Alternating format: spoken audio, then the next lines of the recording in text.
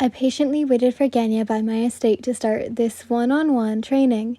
He's late, I sighed and began searching for him. I kept my eyes open for anything open near my garden and spotted him. Kenya-kun, why are you here all the way back here? Did I forget to give him directions? I'm sorry, Togeda-sama, I got lost. He once again gave me a 90-degree bow. I signaled him to lift his head. It's all right.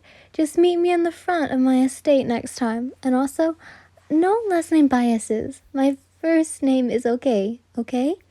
He smiled and nodded his head in response.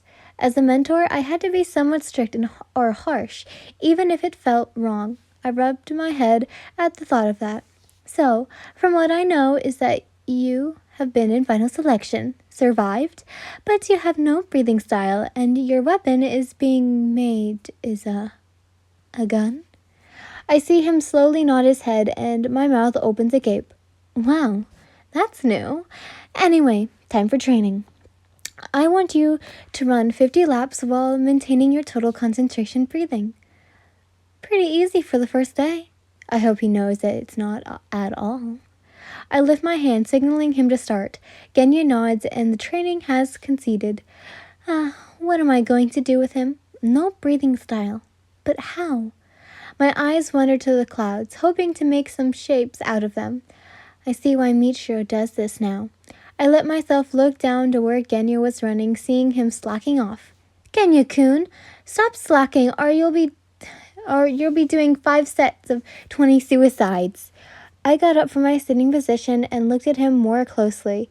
I could easily tell that he got the memo since his posture straightened and he was running pace was more spread out. I insisted his every movement, making sure to correct anything. Remember, this is just the warm-up. I saw his eyes widen and he practically was out of breath. I shook my head at the sight of this. I have a lot of work to do.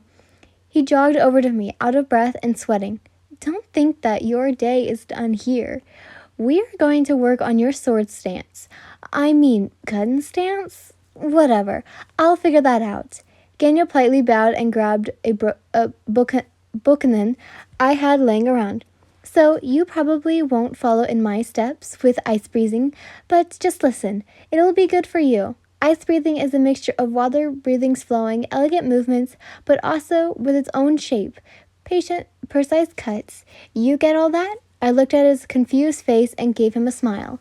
Can you demonstrate? My eyes lighted up as he commented, and I smiled once more. Oh, of course. Okay, so first you want to be light on your feet, like dancing with the enemy. I took a light step around the battlefield. Then, when you have an opening at the opponent makes, make your move a bit more fierce. I sliced my katana into the dummy, making fluff come out of it. Oops, well, you try. Genya attempted to follow my exact movement, stabbing at the demon every turn he made. I sighed a little and looked closer. His footing is way off.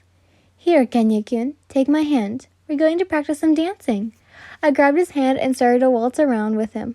All right, so just follow my movements. 1, 2, 3. See? You're getting the hang of it.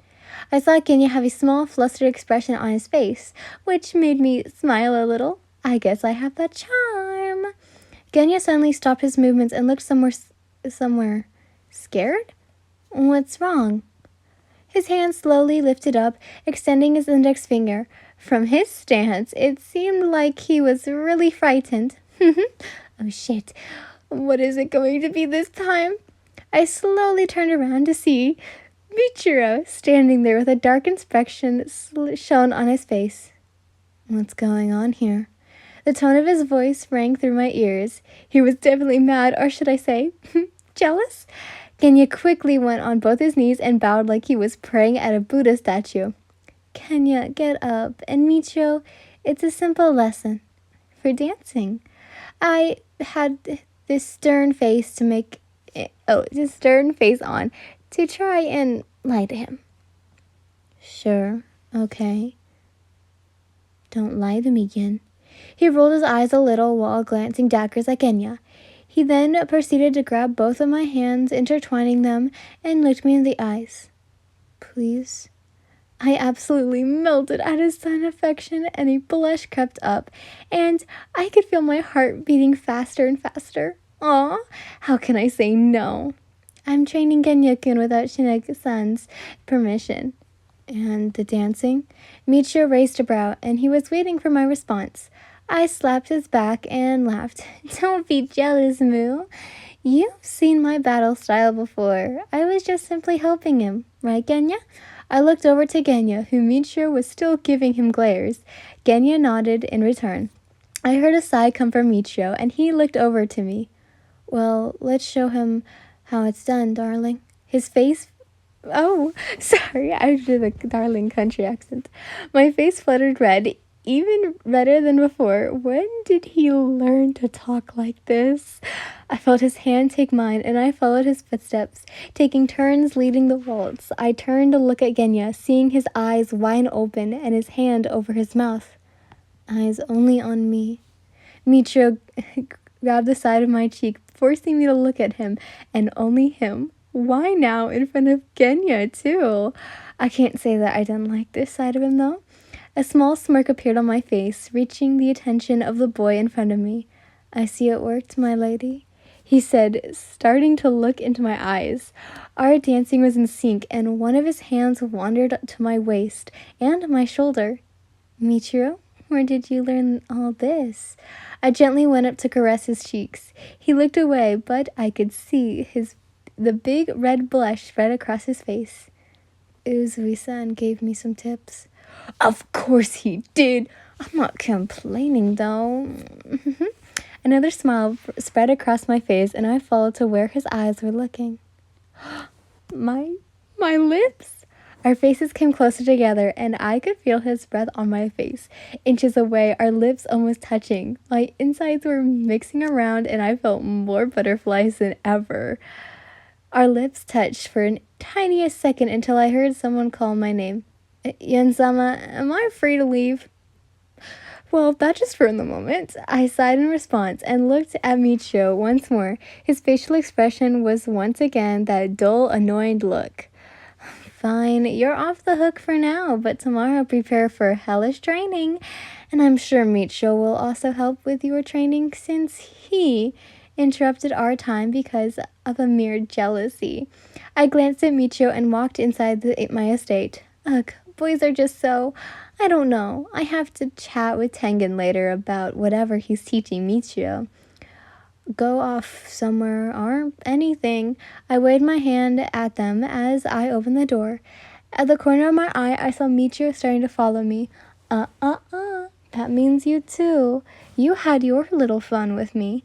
I turned around and squinted my eyes at Michiro, causing him to roll his eyes towards me. He smiled, his back facing me. Oh, he'll come crawling back soon enough. I shook my head, smiling at the moment he had. I sort of wish Genya didn't interrupt us. What did he do this time? A head popped into my view position. The face belonged to Sodomy. What am I supposed to say?